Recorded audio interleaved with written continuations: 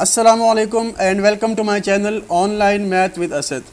PPSC lecture mathematics solve paper 2011।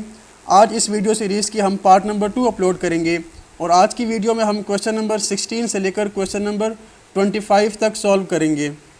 So question number 16 है z/2z is a quotient group of order, यानी इस group की इस quotient group का हमें ऑर्डर फाइंड करना है।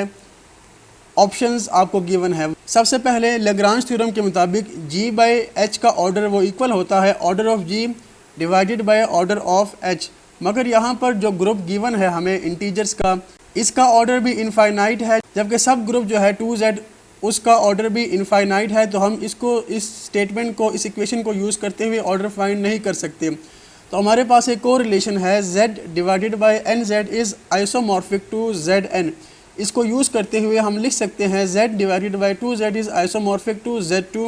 z2 एक सेट है, सेट ऑफ इंटीजर मॉड्यूलो 2। इसके अंदर दो एलिमेंट्स आते हैं 0 एंड 1। इसका मतलब हुआ कि इस z2 का ऑर्डर 2 है, तो चूंकि ये दोनों ग्रुप्स आपस में आइसोमॉर्फिक हैं तो इनके ऑर्डर्स सेम होंगे। सो इस रिलेशन को यूज़ करते हुए, इस इक्वेशन को यूज़ करते हुए हमारे पास z डिवाइडेड बाई 2z का ऑर्डर भी 2 ही आएगा। So correct option is option B. Question number 17, if H is normal subgroup of G, then normalizer of H in G। अगर H नॉर्मल सब ग्रुप हो G का तो हमें नॉर्मलाइज़र फाइंड करना है H का G में। ऑप्शंस आपके सामने हैं। सबसे पहले आप देखें कि नॉर्मलाइज़र क्या होता है। Normalizer of H in G denoted by normalizer of H in G equal to all those elements of G। G के वो तमाम एलिमेंट्स के जिनका हम लेफ़्ट कोसेट लें H के साथ या राइट कोसेट लें तो आंसर सेम आए, मींस लेफ़्ट कोसेट और राइट कोसेट्स की वैल्यू इक्वल आए, तो जी के ऐसे तमाम एलिमेंट्स नॉर्मलाइज़र में लिखे जाएंगे। अब नॉर्मल सब ग्रुप की डेफिनेशन क्या बनती है? नॉर्मल सब ग्रुप की डेफिनेशन भी यही बनती है, a subgroup H of G is normal if GH equal to HG for all G belong to G। यानी कि G के तमाम एलिमेंट्स का अगर हम H के साथ लेफ़्ट कोसेट बनाएं या राइट कोसेट बनाएं तो आंसर सेम आएगा। इसका मतलब है कि G के तमाम एलिमेंट्स नॉर्मलाइज़र में आ जाएंगे। आपके पास एक थ्योरम है H is normal subgroup of G if and only if normalizer of H in G is G। यानी अगर H नॉर्मल सब ग्रुप हो तो नॉर्मलाइज़र G के इक्वल ही आएगा। तो यहाँ पर स्टेटमेंट भी यही है, H नॉर्मल सब ग्रुप है और हमें नॉर्मलाइज़र के बारे में पूछा गया है। तो करेक्ट ऑप्शन है ऑप्शन बी, यानी कि पूरे का पूरा ग्रुप नॉर्मलाइज़र में आ जाएगा। B is the correct option. Question number 18, an n cross n matrix with n distinct eigen values is. एक n क्रॉस n मैट्रिक्स है और उस मैट्रिक्स की तमाम आइगन वैल्यूज़ जो हैं n आइगन वैल्यूज़ वो एक दूसरे से मुख्तलिफ है, डिस्टिंक्ट हैं। तो ये मैट्रिक्स क्या होगा? डायगोनलाइजेबल होगा, सिमिलर मैट्रिक्स, नॉट डायगोनलाइजेबल और नन ऑफ दिस। अब ये स्टेटमेंट आप पढ़ लें। इसमें लिखा है कि अगर किसी भी एक n क्रॉस n मैट्रिक्स की आइगन वैल्यूज़ लें और वो तमाम आइगन वैल्यूज़ डिस्टिंक्ट आ जाएँ, एक दूसरे से मुख्तलिफ हो, तो इसका मतलब है कि वो मैट्रिक्स जो है वो डायगोनलाइजेबल होगा। तो इस स्टेटमेंट को यूज़ करते हुए, इस थ्योरम को यूज़ करते हुए हमारे पास करेक्ट ऑप्शन ऑप्शन ए है, डायगोनलाइजेबल। सिमिलर मैट्रिक्स के लिए हमारे पास कम से कम 2 मैट्रिसेस होनी चाहिए, तो first option option A is correct one. Question number 19, let a transformation T from U to V be linear from an n-dimensional vector space U to a vector space V over the field F, then इनमें से कौन सा option true होगा? अब n of t का मतलब nullity of t है और r ऑफ t का मतलब रैंक ऑफ t है।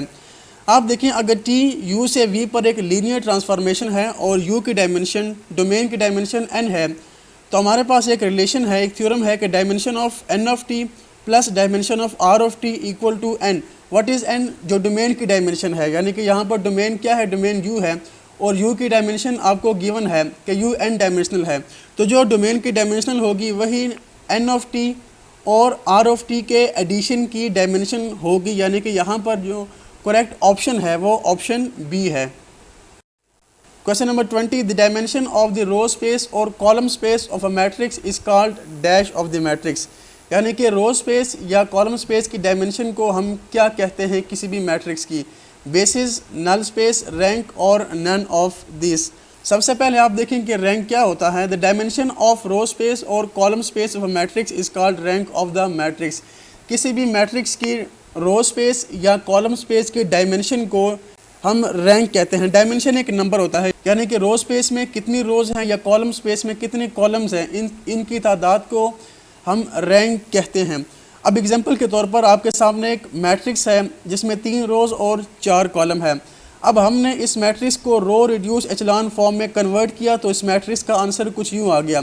रो रिड्यूस एचलान फॉर्म में कन्वर्ट करने के बाद जितनी इस मैट्रिक्स में नॉन ज़ीरो रोज़ हैं तो वो इसकी रो स्पेस बनेगी। नॉन ज़ीरो रोज़ को आपने सेपरेट करके लिख लिया। फर्स्ट है 1 0 1/3 5/3 और इसी तरह दूसरी नॉन ज़ीरो रो आपके सामने लिखी है।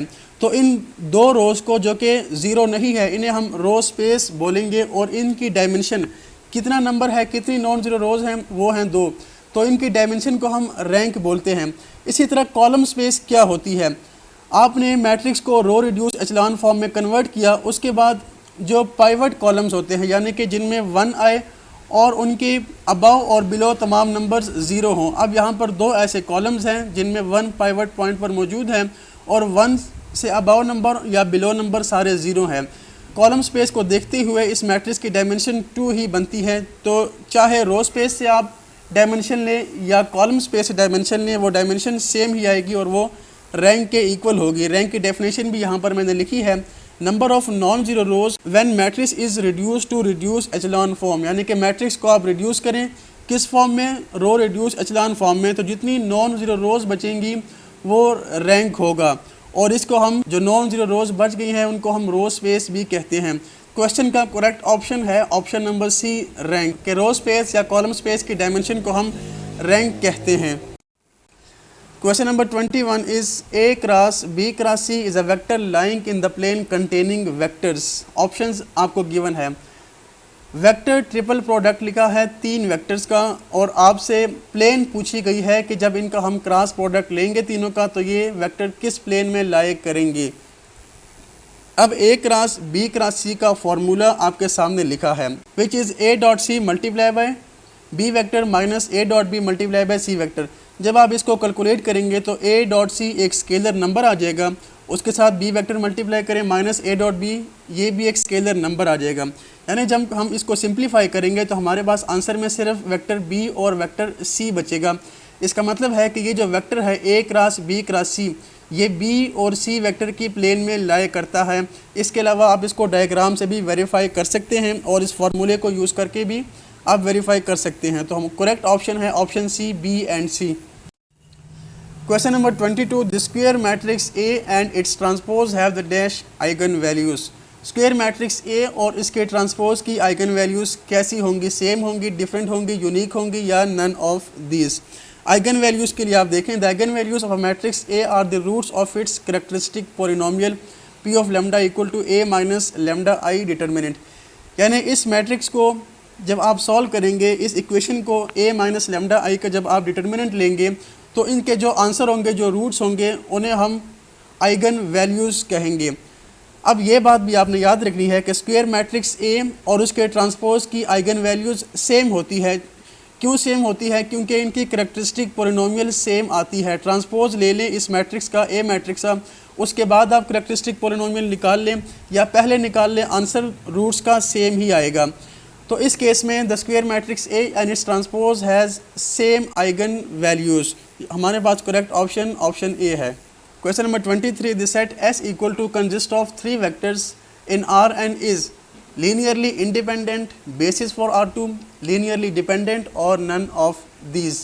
अब R2 के बेसिस के लिए इस सेट में 2 वेक्टर्स होने चाहिए थे, मगर यहाँ पर 3 वेक्टर्स हैं तो ये बेसिस नहीं बनेगा।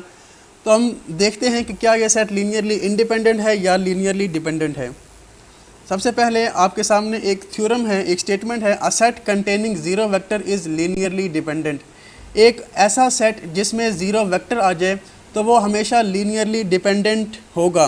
लीनियरली डिपेंडेंट क्यों होगा, इसके लिए हम लीनियरली डिपेंडेंट की डेफिनेशन को समझते हैं। The vectors v1, v2 up to vn are called linearly dependent और a field f if their linear combination is 0 but not all the scalars are 0।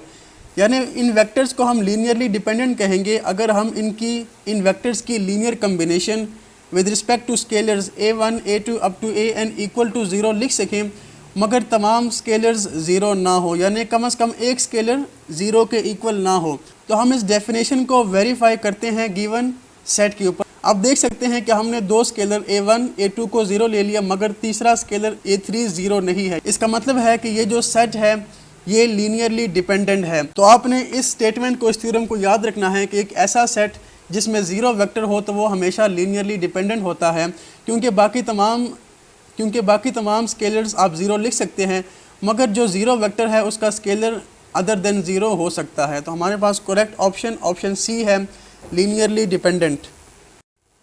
Question number 24, let x and y be vector spaces over a field f with dimension of x equal to m and dimension of y equal to n, then dimension of homomorphism of x y is, options are mn, n square और m square। x और y vector spaces हैं field f पर। x की dimension और y की dimension आपको given है। हमने क्या फाइंड करना है? हमने homomorphism of x and y की डायमेंशन फाइंड करनी है। सॉल्यूशन है कि अगर x और y finite dimensional vector spaces हों तो dimension of homomorphism of x and y वो इक्वल होगा dimension of x multiply by dimension of y। यहाँ पर डायमेंशन ऑफ x की वैल्यू है m और डायमेंशन ऑफ y की वैल्यू है n, यानी कि सिंपल आपने दोनों की डायमेंशंस को मल्टीप्लाई कर देना है। ये उस केस में होगा जब डायमेंशन फाइनाइट हो। तो हमारे पास करेक्ट ऑप्शन है option A mn। Question number 25, all subgroups of N abelian group are dash subgroup. एक अबेलियन ग्रुप के तमाम सब ग्रुप्स क्या होते हैं? साइक्लिक होते हैं, नॉर्मल, कैरेक्टरिस्टिक, या इनमें से कोई भी नहीं। तो सॉल्यूशन देखते हैं। All cyclic groups are abelian but an abelian group is not necessarily cyclic. आपने स्टेटमेंट याद रखनी है कि तमाम साइक्लिक ग्रुप्स अबेलियन होते हैं, मगर एक अबेलियन ग्रुप का साइक्लिक होना लाजमी नहीं है। एक अबेलियन ग्रुप साइक्लिक हो भी सकता है और नहीं भी हो सकता, मगर एक अबेलियन ग्रुप के जो भी सब ग्रुप्स होते हैं वो तमाम के तमाम नॉर्मल सब ग्रुप्स होते हैं। वो नॉर्मल सब ग्रुप्स क्यों होते हैं? इसके लिए हम नॉर्मल सब ग्रुप की डेफिनेशन देखते हैं। हमने फ़र्ज़ किया कि H एक सब ग्रुप है किसी भी अबेलियन ग्रुप G का, क्योंकि यहाँ पर हमें अबेलियन ग्रुप गिवन है। चूँकि H अबेलियन ग्रुप है तो हम G के किसी भी एलिमेंट को लेफ़्ट से मल्टीप्लाई करें या राइट से तो आंसर सेम आएगा। Then GH equal to HG for all G belongs to G and H belongs to H। तो हमने लेफ़्ट को सेट बनाया GH equal to GH such that H belong to H। अब चूँकि G abelian है तो इसको हम लिख सकते हैं HG such that H belonging to H equal to HG, यानी कि आप जो भी सब ग्रुप ले लें इस अबेलियन ग्रुप का और उनका लेफ़्ट को सेट निकालें या राइट को सेट निकालें तो दोनों का आंसर सेम आएगा। इसका मतलब हुआ कि इस अबेलियन ग्रुप के तमाम सब ग्रुप जो हैं वो नॉर्मल सब ग्रुप की डेफिनेशन को वेरीफाई करते हैं, उन पर पूरा उतरते हैं। तो इसलिए तमाम सब ग्रुप जो होते हैं किसी भी अबेलियन के वो नॉर्मल सब ग्रुप्स होते हैं। Option B is the correct option. So viewers, that's all from today's video. अगर वीडियो पसंद आए तो वीडियो को लाइक कर दें और चैनल को सब्सक्राइब करके बेल नोटिफिकेशंस को भी ऑन कर दीजिए। अगली वीडियो तक के लिए दीजिए इजाज़त। अल्लाह हाफिज़।